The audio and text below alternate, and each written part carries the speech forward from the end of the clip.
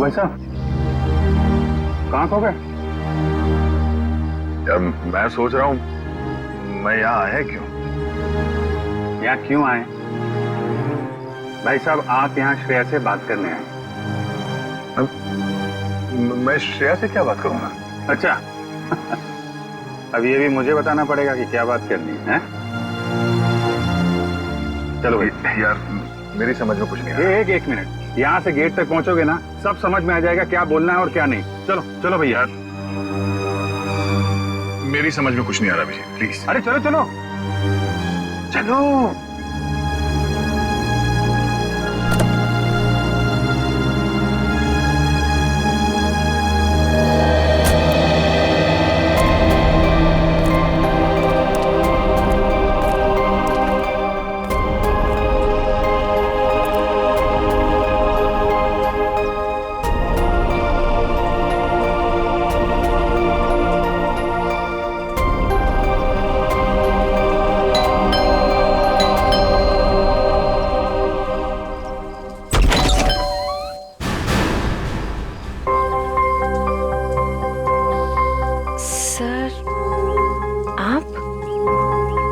हाय श्रेया, कैसी हो तुम?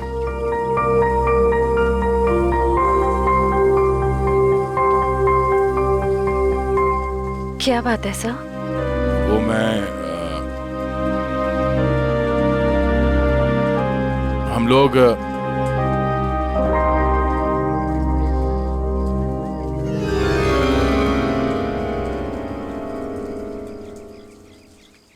अभिजीत सर?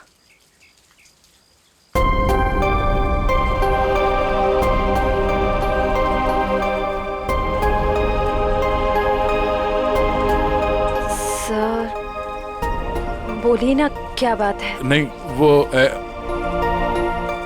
ऐसे ही मतलब। क्या बोलना है आपको?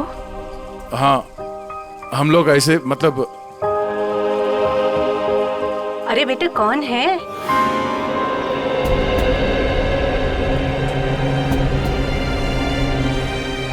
अरे दया बेटा, बाहर क्यों खड़े हो? अंदर आओ। श्रेया, उन्हें अंदर बुलाओ। हाँ सर, आइए ना प्लीज।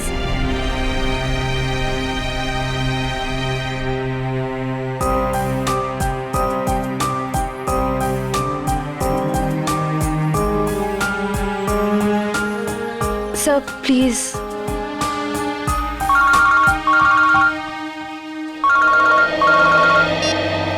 हेलो। हाँ अच्छा ठीक है। सॉरी, मुझे जाना होगा, कुछ अर्जेंट काम है। मैं फिर कभी। हाँ हाँ, अब तो आना ही होगा। श्रेया की शादी में तो आओगे ना?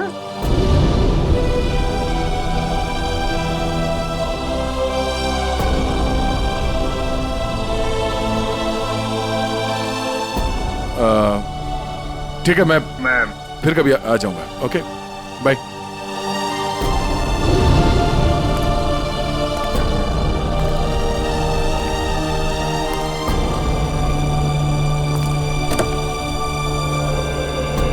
क्या हो, बात हो गई? नहीं, ये फोन आ गया, खून हुआ है, हमें जाना होगा। अरे एक मिनट, मैं जाता हूँ ना, तुम बात करो ना श्रेया से। नहीं, ये बाद में कर लेंगे, ये ज्यादा जरूरी है। अरे यार दया, इतना अच्छा मौका मिला, ये गलती मत करो दया। अरे सुनो, मैं जा रहा हूँ ना, मैं चलता हूँ।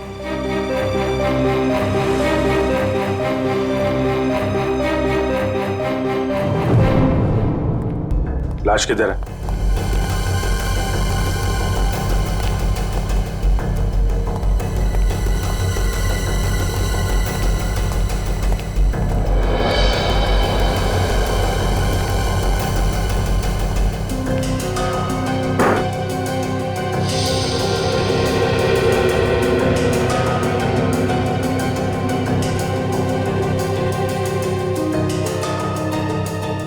चाकू के घाव है, कई बार वार किया गया है। दोनों बॉडीज पर किसी और चोट का निशान नहीं है। और सर, कोई हाथापाई के निशान भी नहीं है हाथों पर। लगता है दोनों सोए हुए थे जब इन पे हमला हुआ। उठने या भागने का मौका ही नहीं मिला। क्यों दया? हाँ, काफी तेजी से मारा है खूनी ने दोनों को अंधाधुन। छटपटा कर दम तोड़ दिया होगा दोनों ने। सर, खूनी के एक से ज्यादा भी हो सकते हैं। हो सकता है। कमरे की तलाशी लो, देखो हथियार कहाँ है। तुम में से किसी ने देखा खून होते हुए? नहीं साहब, हम दोनों जब अंदर आए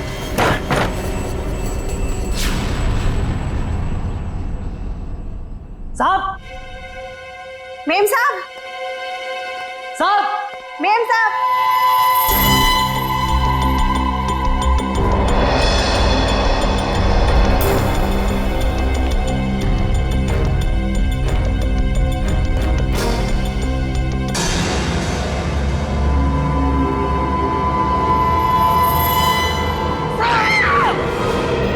तुम बाहर रहते हो और घर के अंदर खून होते हैं?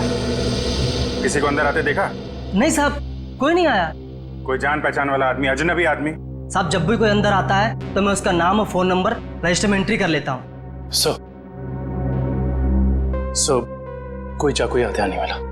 रुपए गहने भी सही सलामत है, कोई लूटपाट भी नहीं हुई। सर, किशोर नाम है मरने वाले का। घंटाघर में कपड़े की दुकान है और उसकी बीवी का नाम जया है।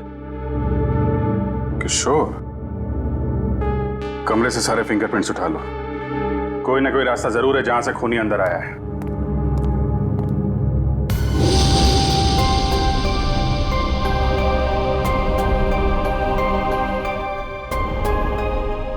एक श्रेया आपके लिए खास है और एक श्रेया दया सर के लिए खास है।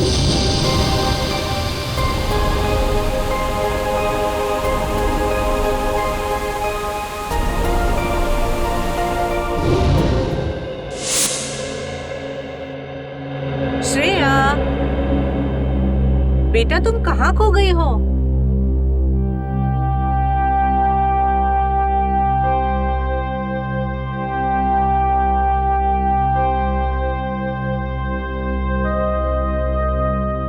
दरअसल आंटी, श्रेया अपने आने वाली जिंदगी के सपनों में खो गई है, इसलिए कुछ बोल नहीं रही।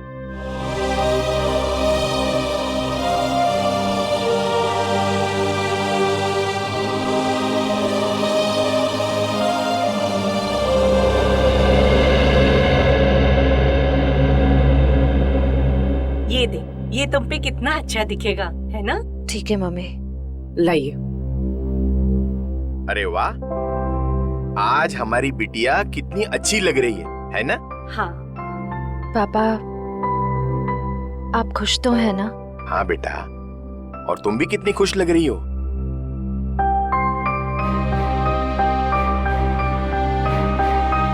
देखो, हमारी तरफ से तो हाँ है, बस अब लड़का लड़की एक दूसरे को पसंद कर ले, बस।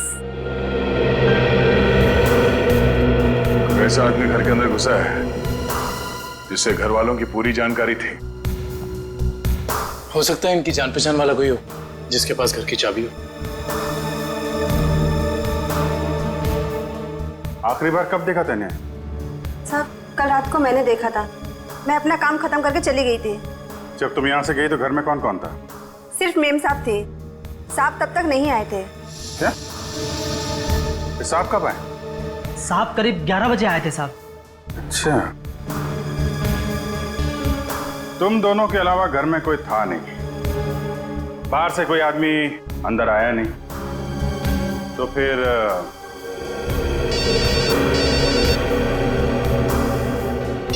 हेलो? हाँ, क्या? और 2 लोगों पे हमला?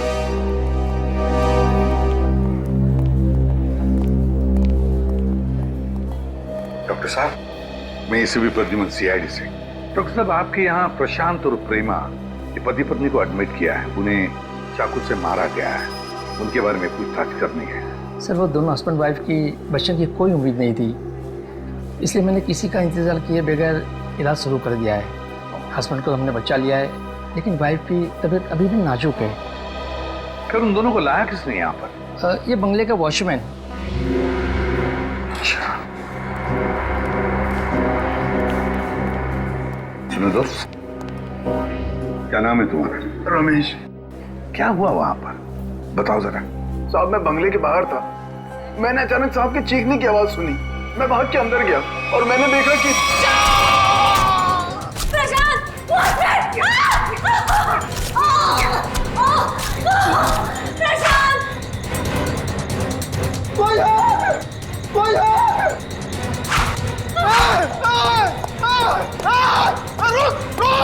मैंने साहब उसका पीछा किया पर वो अंधेरे में गायब हो गया।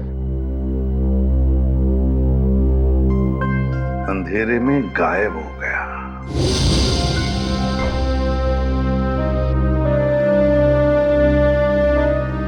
श्रेया, क्या सोच रही हो? अपनी किस्मत पे हंस रही थी। मतलब? मैं एक ऐसे इंसान का इंतजार कर रही थी जिसके बारे में मुझे ये भी नहीं पता कि वो मुझसे प्यार करते भी हैं या नहीं। मगर श्रेया, मगर क्या पूर्वी? तुमने देखा ना वो कैसे चले गए। मैं समझती हूँ कि काम आ गया था, लेकिन अभिजीत सर थे ना, वो अभिजीत सर को भी तो भेज सकते थे ना। श्रेया, हो सकता है वो तुमसे बात करने आए हो। तो फिर कुछ कहा क्यों नहीं? कुछ तो कह सकते थे वो। 2 मिनट की बात थी। समथिंग।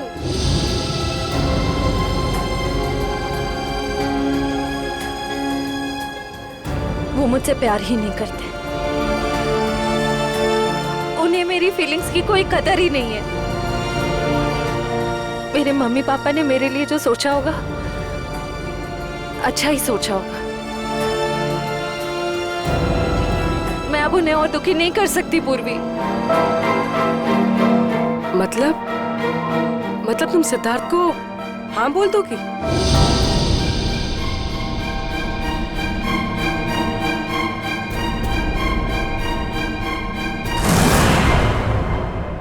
प्रशांत जी,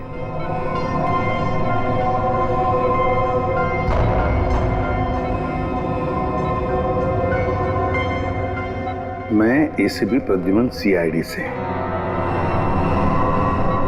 अब ठीक है। अच्छा, क्या आप बता सकोगे कि ये सब कैसे हुआ, क्या हुआ? मैं और मेरी वाइफ सो रहे थे।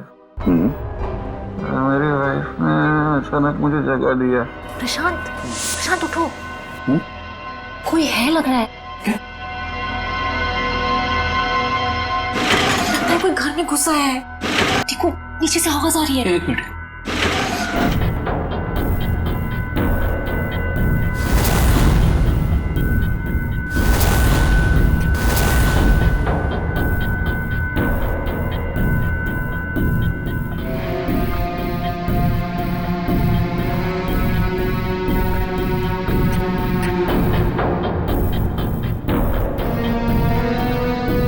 प्रशांत, मुझे डर लग रहा है। प्रशांत, डरो मत, जरा बैठो, मैं हूं ना।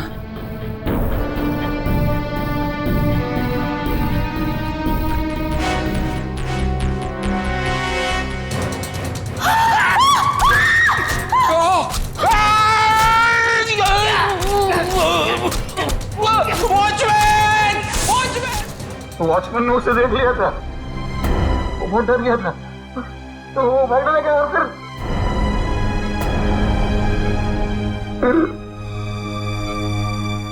कुछ याद नहीं आ रहा है। ठीक है, कोई बात नहीं, कोई बात नहीं। अच्छा, एक छोटा सा सवाल, आपने उस कोनी का चेहरा तो देखा होगा ना? नहीं, जल्दी हो गया, कुछ दिखाई नहीं दिया। चलो ठीक है, आप आराम कीजिए और जल्दी ठीक हो जाइए। मैं आपसे वादा करता हूं कि हम उस खूनी को जरूर पकड़ लेंगे। मेरी वाइफ तो ठीक है ना? आप चिंता मत कीजिए। Come in.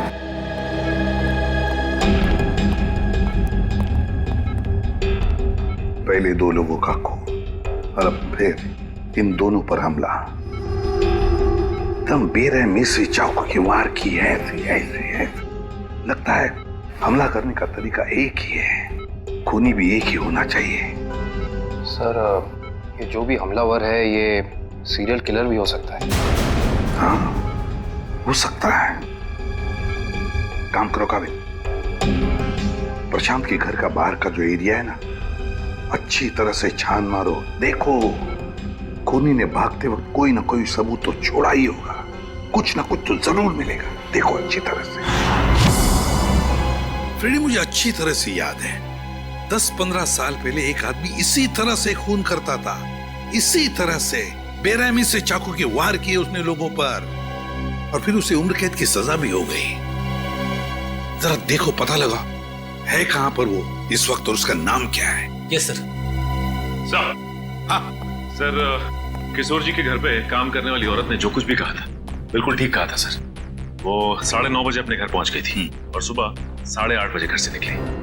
और किशोर के घर कब पहुंची? आधे घंटे के बाद, तकरीबन 9 बजे सर। और एक बात और, जब इस औरत का मोबाइल हमने ट्रैक किया तो पता चला कि इसका मोबाइल इसके घर पे ही था रात से लेकर सुबह तक। अच्छा, और वॉचमैन? सर, वॉचमैन का तो कोई भी क्रिमिनल रिकॉर्ड नहीं है। आसपास वालों का कहना है कि बहुत ही शरीफ आदमी है वो सर। सर, हाँ,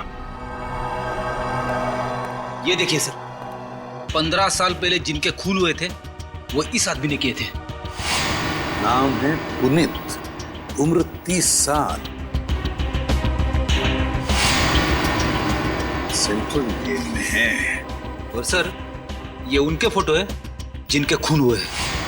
इनके शरीर पर भी ठीक वैसे ही चाकू के निशान है जैसे अभी मिली लाशों पे है।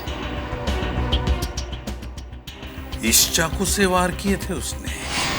बॉस पता लग गया। पहले जोड़े की मौत हुई है रात को 12 बजे और दूसरे कपल की मौत हुई है सवेरे 4 बजे। और ये देखिए, कुछ इस तरीके का है ये हथियार जिससे हमला हुआ है। ये तो बिल्कुल वैसा ही चाकू है जैसा पुनीत के रिकॉर्ड्स में है। अरे, चाकू भी वैसा, खून करने का तरीका भी वैसा।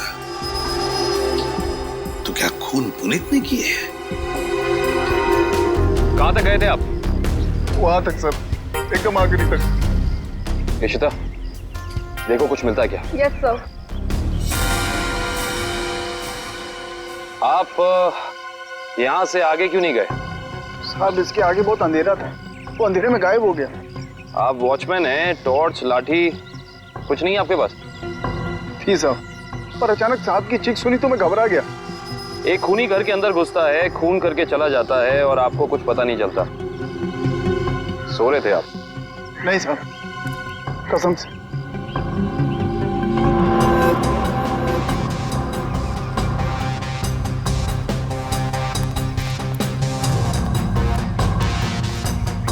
सर। हाँ करण। सर, कमरे और खिड़कियों पर से सारे फिंगरप्रिंट ले लिए सर। गुड। हाँ इशिता।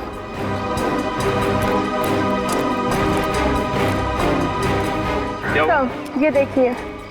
ओह,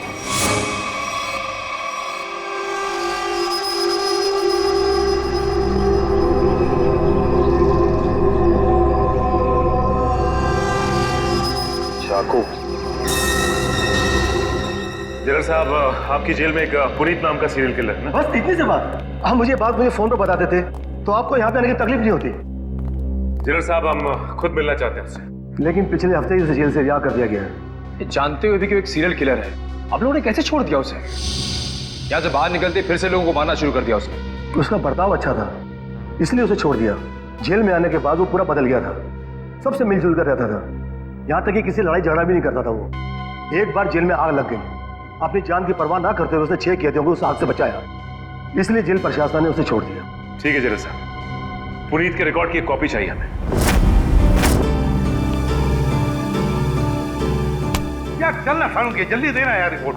यार रिपोर्ट तैयार तो होने दो, देख रहे हो काम कर रहा हूँ, खड़ा तो नहीं हूं यार। तुम घोड़े पे सवार होते हो यार हमेशा। मैं क्या करूं फिर? 1 मिनट जरा तस्वीर रखो, देता हूँ। 1 मिनट रुको यार।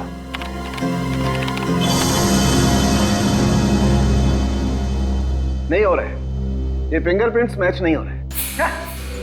हाँ, हमारे डाटाबेस में जो उंगलियों के निशान हैं वो उन उंगलियों के निशान से मैच नहीं होते जो आप लोग लेके आए, जो झुलसी हुई। ये कैसे हो सकता है सालुंके साहब? सारे सबूत तो पुनीत की तरफ इशारा कर रहे हैं। लेकिन बॉस, मेरी रिपोर्ट भी गलत नहीं हो सकती। सर, हाँ सर, जेल से पुनीत की फिंगरप्रिंट्स मिले अभी के, और उसके अच्छे बर्ताव के लिए उसे रिहा कर दिया गया है सर। चेक कर रहा। मगर सर अभी तो हमने पुनीत की फिंगरप्रिंट्स चेक किए थे, उसका रिजल्ट तो नेगेटिव था। एक मिनट वैभव, ये लेटेस्ट फिंगरप्रिंट्स है ना पुनीत के, तो इन्हें चेक करने में कोई प्रॉब्लम है क्या? नहीं सर। फिर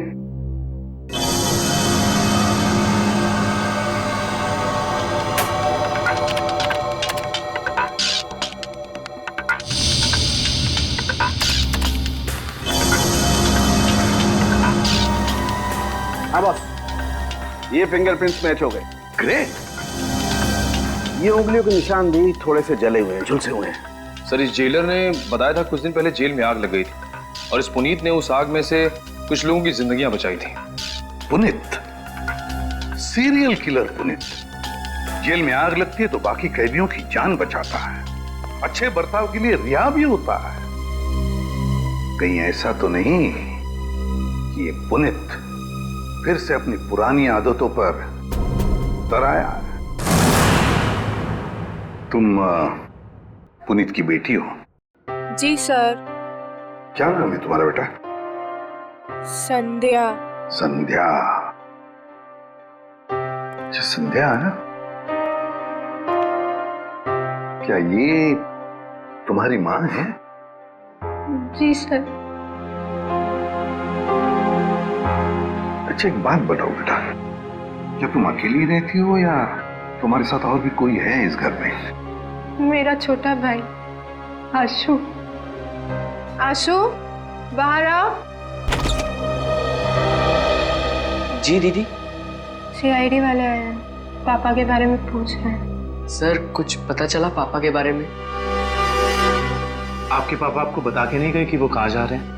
जी सर, कल शाम को पापा को एक कॉल आया था नौकरी के लिए, और पापा ने कहा मैं रात तक लौट आऊंगा, पर पापा अब तक आए नहीं और उनका फोन भी बंद आ रहा है। क्या नंबर है उनका? 125-230-82330। मेरे पापा ने कुछ नहीं किया सर, उन्होंने मेरी कसम खाई है वो कभी कोई गलत काम नहीं करेंगे। मम्मी भी हमें छोड़कर चली गई है, उनके सिवा हमारे कोई नहीं है। मैंने पापा से कहा है कि हम सूखी रोटी खा लें, पर कोई कभी गलत काम मत करना प्लीज सर। मेरे पापा को कुछ मत करना, अब वो सुधर गए, वो कोई बुरे काम नहीं करते। अब तो दुनिया वाले भी हमें ताने देते हैं, कहते हैं इसके पापा खूनी हैं। इनके घर रोज पुलिस आती है, हमसे कोई बात भी नहीं करता। अब तो रिश्तेदारों ने भी मुंह मोड़ लिया है, इसलिए मैंने आप लोग को अंदर बुला लिया ताकि किसी को पता ना चले कि हमारे घर पुलिस आई है। हमारा जीना बहुत मुश्किल हो जाता सर।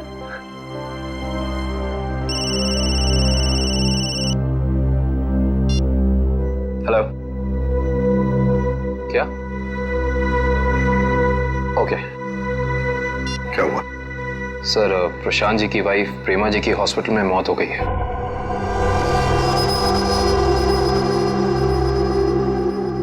ठीक है, काम करो, पुनीत का फोटोग्राफ सारे पुलिस स्टेशन और चेक नाकों पर भेज दो। मुझे पुनीत चाहिए किसी भी हालत में। सब? हाँ।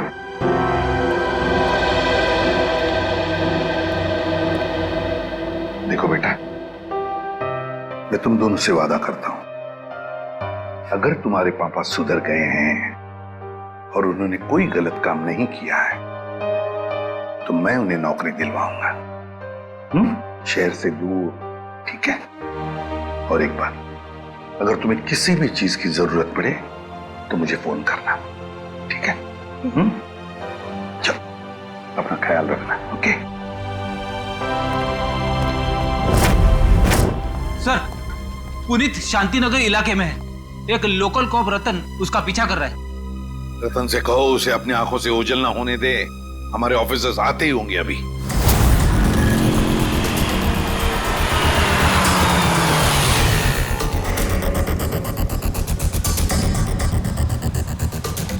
कहाँ है कबूतर? पीछे खड़ा है।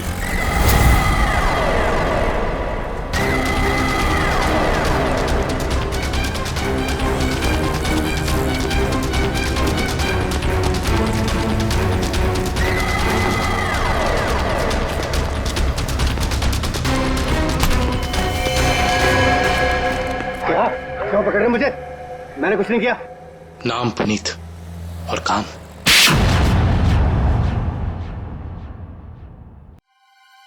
मैं सच कह रहा हूं साहब, मैं कसम खा के कह रहा हूं, मैंने ये नहीं किया, मैंने कोई भी खून नहीं किया साहब। मैं सब बुरे काम छोड़ चुका हूं साहब। चुप! बंद करिए नाटक। मैं कैसे बताऊं आपको, जब मैंने किया ही नहीं है तो मैं कैसे कह दूं कि मैंने खून किया है? तो फिर तुम हमें देख के भागे क्यों? मैं बहुत डर गया था। मैं डर गया था कि आप लोग मेरी बात का यकीन नहीं करेंगे। उस दिन जब मैं अपने घर पे पहुंचा तो 4 लोगों पर हमला हुआ है। 4, बिल्कुल उसी तरह जैसे तुम पहले भी कर चुके हो, और उसमें से 3 की तो मौत भी हो गई है। और तो और प्रशांत जी के घर के पीछे से हमें चाकू बरामद हुआ, उस पर तुम्हारी उंगलियों के निशान है, और फिर उन 2 घरों से भी उंगलियों के निशान मिले जिसमें तुम्हारे ही उंगलियों के निशान हैं। मैं सब आपको बताऊं, कोई मुझे फंसाने की कोशिश कर रहा है। कौन फंसाएगा तुम्हें? हा? ये नाटक बंद करो, समझे? तुम्हारा मोबाइल ट्रैक किया था हमने, और वहीं पे ट्रैक हुआ जहां जहां पे खून हुआ था। मुझे नौकरी के लिए बुलाया था साहब। मुझे किसी ने फोन करके मुझे 11:30 बजे सानपाड़ा में बुलाया। मैं वहां गया, वहां मुझे कोई नहीं मिला। मैंने इंतजार भी किया। मैं सच कह रहा हूं साहब, मुझे दूसरा फोन आया, सेंटर पे बुलाया मुझे 3:30 बजे। कोई सिक्योरिटी गार्ड का जॉब था। मैं सच कह रहा हूं साहब, आप मेरा एक काम कीजिए, आप फोन चेक कर लीजिए मेरा।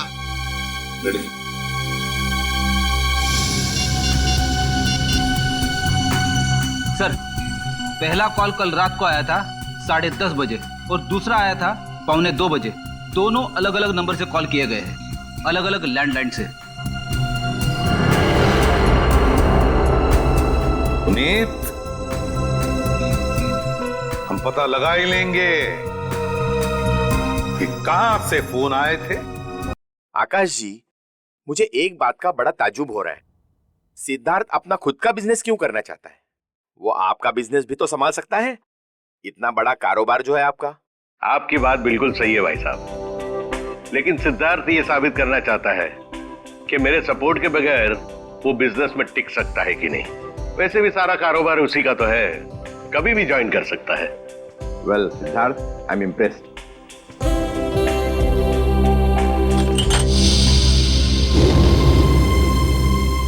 सॉरी,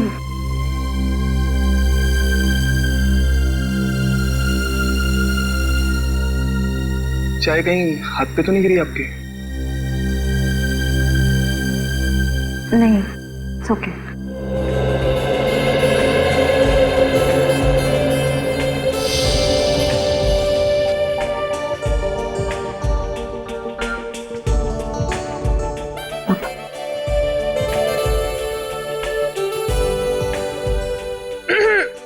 भैया, पापा अपनी चाय की वेट कर रहे हैं।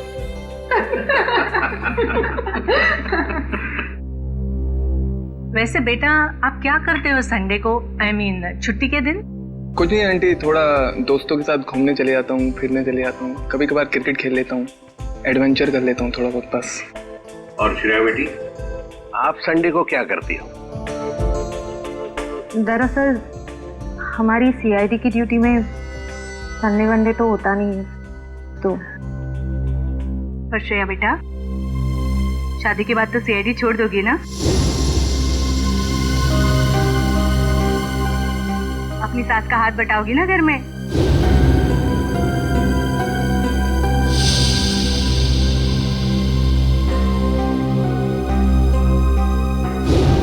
मम्मी, अगर श्रेया को आफ्टर मैरिज जॉब करना पसंद है तो वो कर सकती हैं। मुझे कोई एतराज नहीं है अगर उन्हें पसंद है तो जॉब करना।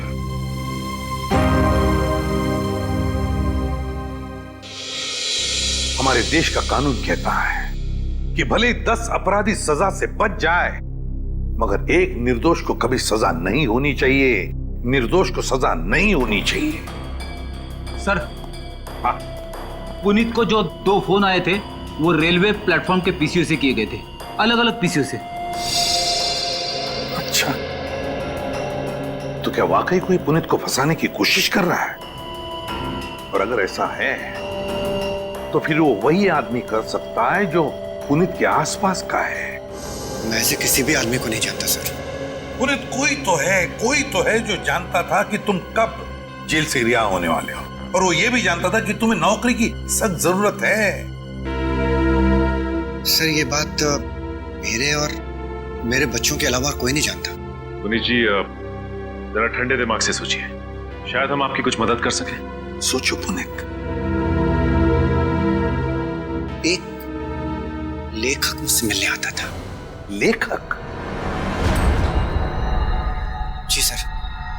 क्यों मिलने आता था? वो कह रहा था कि वो मेरे ऊपर किताब लिखना चाहता है। मतलब कि मैं कैसे लोगों को मारता था, मैं क्या सोचता था, वगैरह वगैरह। और वो ना अपना पेन मेरे हाथ में पकड़ा देता था और कहता था कि जैसे छुरा पकड़ते थे वैसे आप इस पेन को पकड़िए। और मैं उस पेन को पकड़ता था, फिर वो मुझसे कहता था कि जैसे छुरा मारते थे वैसे आप मारिए। तो मैं मारता था वैसे, फिर वो अपने मोबाइल पे मेरी फोटो लेता था। वो कोई 6 महीने पहले मुझसे मिलने आया, बाद में 8-10 दिन के बाद में वो गायब हो गया, फिर मुझे कभी नहीं मिला।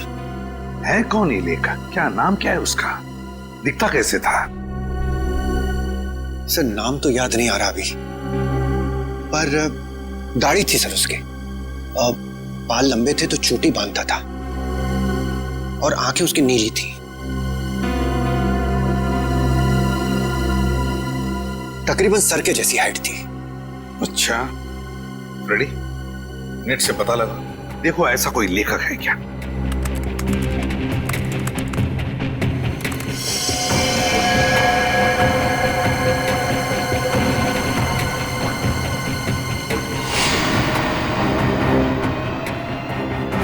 सर, ऐसा तो कोई लेखक है नहीं।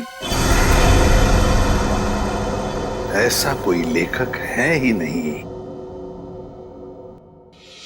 ऐसा तो कोई लेखक है नहीं। सर, ये भी तो हो सकता है कि ये कोई लेखक ना हो, बल्कि कोई ऐसा बहरूपिया हो जो पुनीत के बारे में सारी जानकारी लेने के लिए आया हो। सचिन, ये बहरूपिया ही है, लेखक नहीं, बहरूपिया ही है। इसी ने पुनीत को 2 बार फोन करके बुला लिया था, सिक्योरिटी गार्ड की नौकरी के लिए और कॉल सेंटर पर। भले इसने लैंडलाइन से फोन किया हो, मगर उसके पास सेल फोन तो होगा ही ना, जरूर होगा सेल फोन। काम करो, उस वक्त इन दोनों जगहों पर पता लगाओ कौन कौन से cell phone numbers network. Sir,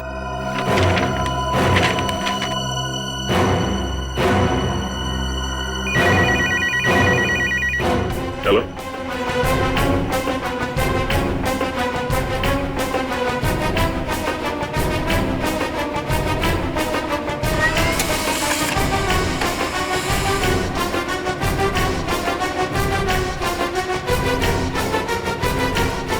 my God,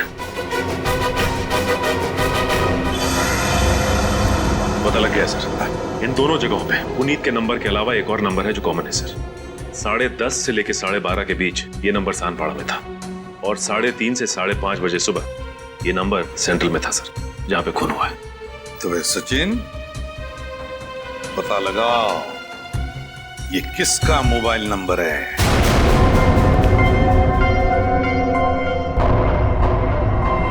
mister प्रशांत किस रूम में मिलेंगे? 1 minute. Deluxe room number 4।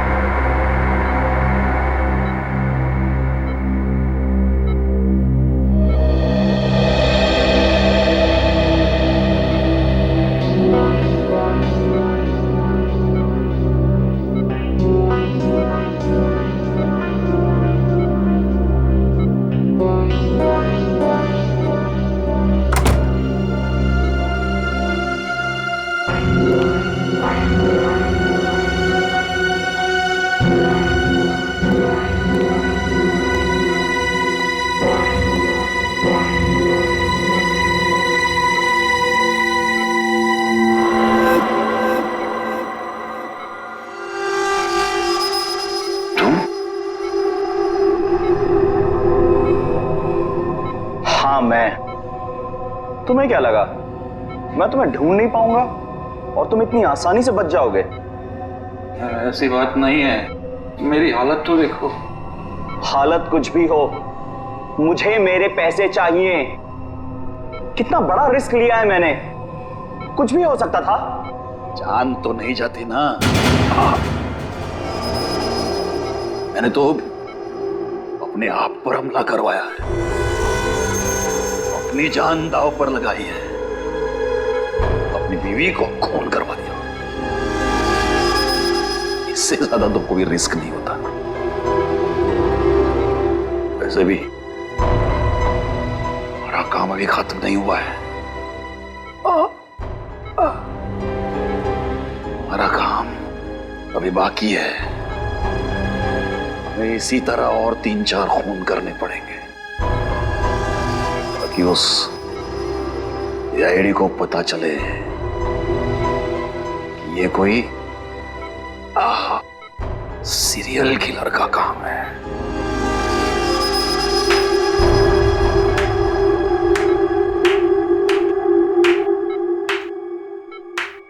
Prashant ji, बहुत खेल खेल लिया, अब हमारी बात।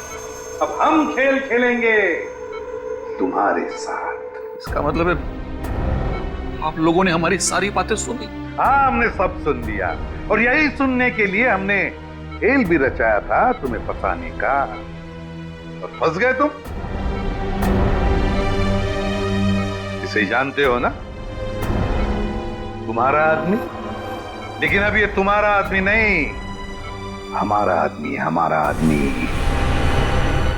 सरकारी गवाह है ये, समझे? सरकारी गवाह।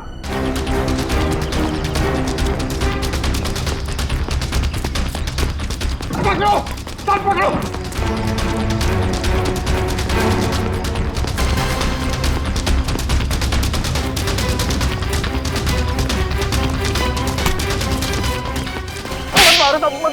मैंने कुछ नहीं किया। कुछ नहीं किया? कुछ नहीं किया मैंने। कुछ नहीं किया तो फिर हमें देखकर भागा क्यों? साहब मैं तो छोटी मोटी चोरी करता हूँ। आप लोगों को देख के डर लगा तो भाग निकला। की दाढ़ी में तिनका। कल रात शांतिपाड़ा और सेंट्रल एरिया में 4 लोगों की जान गई। मैंने किसी की जान नहीं ली। किसी की जान नहीं ली? नहीं, किसी की नहीं ली। ठीक है, लेकिन तुम भी इसकी जान मत लेना।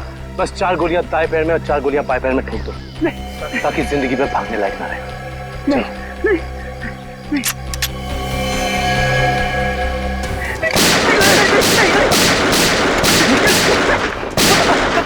बताता हूँ, मुझे ऐसा करने के लिए किसी ने पैसे दिए। मैंने पैसे लेके खून किया था। और उसके बाद तुमने पुनीत को नौकरी देने के बहाने फोन करके बुलाया उस इलाके में, है ना? जी साहब। किसने दिए थे पैसे? प्रशांत जी। क्या?